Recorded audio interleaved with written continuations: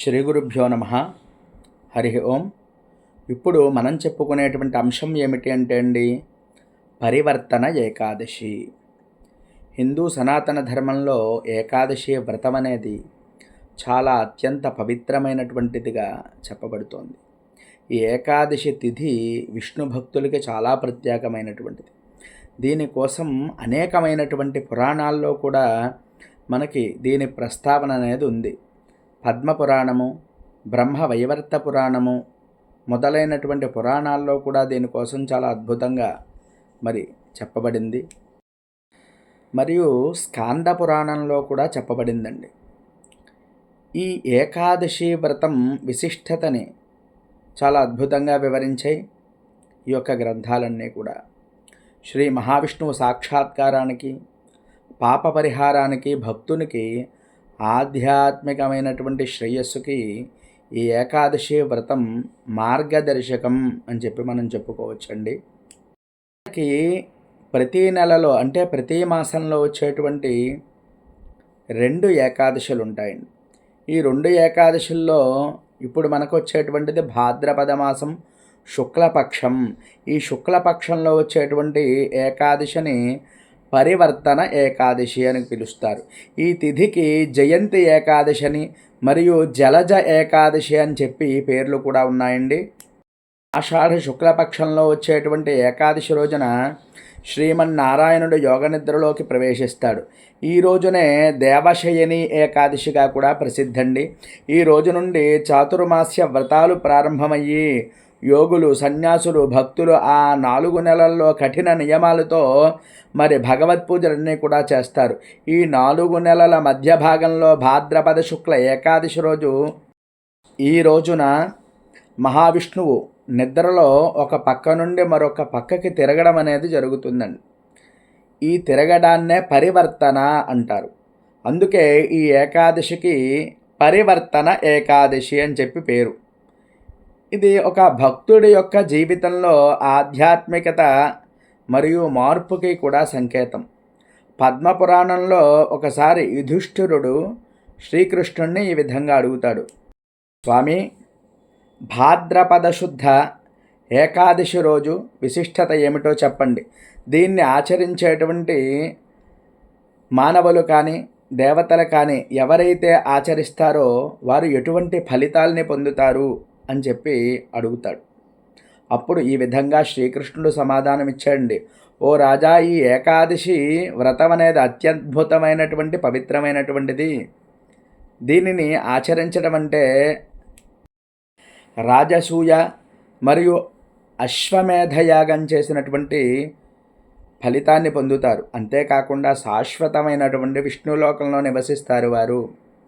ఈరోజే వామన జయంతి అండి. వామనావతారం ప్రదర్శించాడు అని చెప్పి విష్ణుమూర్తి అనేకమైనటువంటి పురాణాలు కూడా చెప్తున్నాయి. పరివర్తన ఏకాదశి రోజునే శ్రీ మహావిష్ణువు ఈ వామనావతారం ప్రదర్శన, దాని యొక్క కథ కూడా విందామండి. చక్రవర్తి యాగమండపంలో వామనుడు వచ్చి 3 అడుగుల భూమి అడుగుతాడండి. వేళే 1 అడుగు భూమి, 2వ అడుగు ఆకాశాన్ని కప్పి 3వ అడుగు కోసం బలి తన తలని చూపమంటాడు. తన వాక్కుని నిలబెట్టుకోవడం కోసం వామనుడికి అతని తలని సమర్పిస్తాడు. వామనుడు అతన్ని పాతాళానికి పంపి సుతలలో నివసించేటువంటి అవకాశాన్ని ఇస్తాడు. అందువల్ల పరివర్తన ఏకాదశి రోజు వామన జయంతి ఉత్సవం కూడా జరుపుకుంటూ ఉంటారు. ఇది భక్తుని యొక్క జీవితంలో పరివర్తనని నింపుతుంది. అందువల్లే దీన్ని పరివర్తన ఏకాదశి అంటారు. ఈ ఏకాదశి ఆధ్యాత్మిక పరివర్తనకి ప్రతీక. అంతేకాకుండా భక్తుడు లోకబంధనాల నుండి విముక్తి పొంది శ్రీ మహావిష్ణువు వైపు మలుపు తిరిగేటువంటి అద్భుతమైనటువంటి అవకాశం ఈ ఏకాదశి వ్రతం.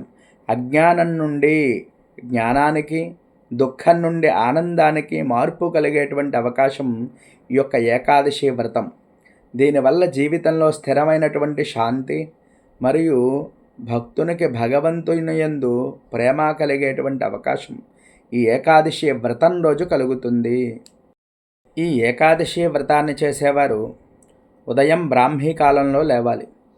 లేచి వీలైన వారు నదీ స్నానాన్ని ఆచరించాలండి. నదీ స్నానం ఆచరించిన తరువాత ఇంటికి వచ్చిన తర్వాత దేవుడిని శుభ్రం చేసుకోవాలి. తులసిని కోసుకోవాలి. తులసిని కూడా అర్చన చేసుకోవాలి.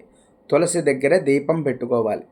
అంతేకాకుండా మన ఇంట్లో విష్ణుమూర్తి వారి యొక్క ఫోటో కానీ విగ్రహం కానీ పెట్టుకోవాలి. అంతేకాకుండా విష్ణుమూర్తి వారిని భక్తి శ్రద్ధలతో ఆరాధన చెయ్యాలి. విష్ణుమూర్తి వారిని పూజించాలి.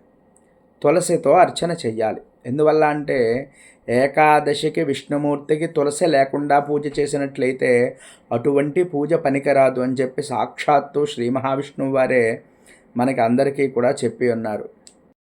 శ్రీ మహావిష్ణువు వారిని ధ్యానం చేసుకోవాలి. సంకల్పం చెప్పుకొని చక్కగా అర్చనా విధానంతో అర్చన చేసుకోవాలి. అంతేకాకుండా ఈరోజు ఇంకేం చెయ్యాలి అంటే అండి, విష్ణు సహస్రనామ స్తోత్ర పారాయణ చేయాలి. భగవద్గీత పారాయణ చేయడం కూడా చాలా అద్భుతమైనటువంటి ఫలితాలు.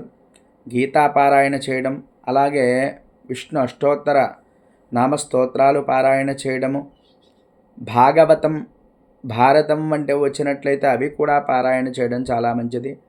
ఇవేవి రానివారు నారాయణ అష్టాక్షరి మహామంత్రాన్ని మరి జపం చేసుకోవడం కూడా చాలా విశేషమైనటువంటి ఫలితాన్ని అందిస్తుందండి. ఈ యొక్క ఏకాదశి వ్రతం మన జీవితంలో చేసినట్లయితే ఎటువంటి పాపాలు చేసినా తొలగిపోతాయి. ఈరోజు చాలా విశేషమైనటువంటిది ఏంటంటే అండి, ఉపవాసం చేసేవారు ఎవరైనా సరే తులసి తీర్థం తీసుకుని ఉండడం అనేది చాలా మంచిది. ఒకవేళ ఆరోగ్యరీత్యా ఎవరైనా ఉండలేకపోతే మరి ఏదైనా పలహారం కానీ పళ్ళు కానీ పళ్ళ రసాలు కానీ తీసుకుని ఉండడం అనేది మంచిది.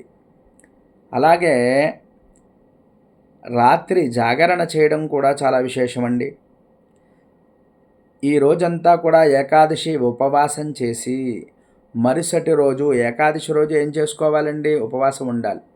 మరి ద్వాదశి రోజు ఏదైనా తోచినటువంటి దానం కానీ ఏదైనా చేసుకోవాలి. అలాగే ఒక బ్రాహ్మణుడికి భోజనం పెట్టుకోవడం చాలా విశేషం. ఒకవేళ భోజనం పెట్టే అవకాశం లేనివారు కనీసం స్వయం పాకమైనా ఇచ్చుకోవడం చాలా విశేషం అండి. ఇది గుర్తుపెట్టుకోవాలి. మరి ఏకాదశి ఉపవాసం ఉన్నవారు మరుసటి రోజు ద్వాదశి రోజు భోజనం చేయాలి, పారణ అంటారు. ఇది ఇలా చేయడం వల్ల చాలా విశేషమైనటువంటి ఫలితం. పాప విమోచనం, గత జన్మల్లో చేసినటువంటి పాపాలన్నీ కూడా తొలగిపోతాయి. అంతేకాకుండా అశ్వమేధం అలాగే రాజసూయ యాగం చేస్తే ఫలితం ఎంతైతే వస్తుందో ఈ పరివర్తన ఏకాదశి రోజు కనుకను ఉపవాసం చేసినట్లయితే అటువంటి ఫలితం లభిస్తుందండి. అంతేకాకుండా చక్కనైనటువంటి సంపద, ఆరోగ్యం, ఆయుర్దాయం కూడా కలుగుతాయండి. భక్తుని యొక్క జీవితంలో చక్కనైనటువంటి శాంతి, సుఖ సంపదలు కూడా పెరుగుతాయండి. అంతేకాకుండా మోక్షప్రాప్తి కలుగుతుంది, విష్ణులోక ప్రాప్తి కూడా కలుగుతుంది. ఈ యొక్క పరివర్తన ఏకాదశి రోజు ఒక ఉపవాసం చేసినట్లయితే. అంతేకాకుండా ఆధ్యాత్మిక పరివర్తన, భక్తుడు లోకబంధనాల నుండి విముక్తి పొంది భగవత్ సమీపానికి చేరుకునేటువంటి అద్భుతమైనటువంటి అవకాశం కలుగుతుంది. ఇది పరివర్తన ఏకాదశి యొక్క ప్రత్యేకత ఏమిటి అంటే అండి, మనకి చాతుర్మాస్యం మధ్య భాగం కావడం వల్ల ఇది మరింత పవిత్రమైనటువంటిది. వామన జయంతి ఉత్సవం కూడా ఈరోజే జరగడం కూడా మనకి చాలా విశేషం. ఇవన్నీ కూడా కలిసి రావడం వల్ల దీన్ని మరి ఏం చెయ్యాలి అంటే అండి, పరివర్తన ఏకాదశి రోజు విష్ణు సహస్రనామ స్తోత్ర పారాయణ, ఇందాక చెప్పడం జరిగింది, భగవద్గీత మొదలైనటువంటివి చెయ్యాలి. అలాగే పురుష సూక్తం కూడా పారాయణ చేయడం చాలా ఉత్తమం. అలాగే నారాయణ ఉపనిషత్ పారాయణ చేయడం కూడా చాలా మంచిదండి. ఇవి చేసుకోవడం చాలా ఫలితాన్ని ఇస్తాయి మనకి. ఇవేవి కూడా చెయ్యకపోయినా నారాయణ అష్టాక్షరి మహామంత్రాన్ని కనుక నువ్వు చేసినట్లయితే అద్భుతమైనటువంటి ఫలితాలని పొందుతారు. ముఖ్యంగా యోగులు, సన్యాసులు దీన్ని అత్యంత ప్రాముఖ్యతగా ఆచరించేటువంటిది. పరివర్తన ఏకాదశి అనేటువంటిది భక్తుడి జీవితంలో ఒక ఆధ్యాత్మికమైనటువంటి మలుపు. ఈరోజు వ్రతాన్ని ఆచరించిన వారు పాప విముక్తి, అలాగే పుణ్యప్రాప్తి, విష్ణులోక వాసం పొందుతారు. ఇది నిజమైనటువంటి పరివర్తన. అంతేకాకుండా లోక బంధనాల నుండి ముక్తి పొంది భగవద్భక్తికి అర్పణ కావడం చాలా విశేషమైనటువంటి పరివర్తన ఏకాదశి రోజు ప్రత్యేకత అని చెప్పబడుతోందండి. కావున ఎవరైనా సరే ఉండగలిగిన వారు ఉపవాసం ఉండి చక్కగా ఈ ఏకాదశి వ్రతాన్ని ఆచరించాలి. ఇది ఆచరించడం వల్లే మనకి ఎన్నో జన్మల్లో చేసినటువంటి పాపాలన్నీ కూడా తొలగిపోతాయి. ఈ వీడియో మీకు నచ్చినట్లయితే లైక్ చేయండి, కామెంట్ చేయండి. ఎవరికైనా ఉపయోగపడుతుంది అంటే తప్పకుండా పంపించండి. ఎందువల్ల అంటే మనం ఇటువంటి ధర్మ కార్యాలు చేసేటప్పుడు 10 మందికి కనుకను మనం చేసేటువంటి మంచి కనుకను ఉపయోగపడింది అంటే భగవంతుడు ఏదో రూపంలో మనకి కాస్త పుణ్యాన్ని ఇస్తాడు. కాబట్టి ఇటువంటి ఏకాదశి వ్రతం అనేటువంటిది అందరూ ఆచరించాలి అనేటువంటి ఉద్దేశంతో నేను ఈ వీడియో చేయడం జరిగింది. గమనించగలరు. హరి ఓం తత్సతు. స్వస్తి.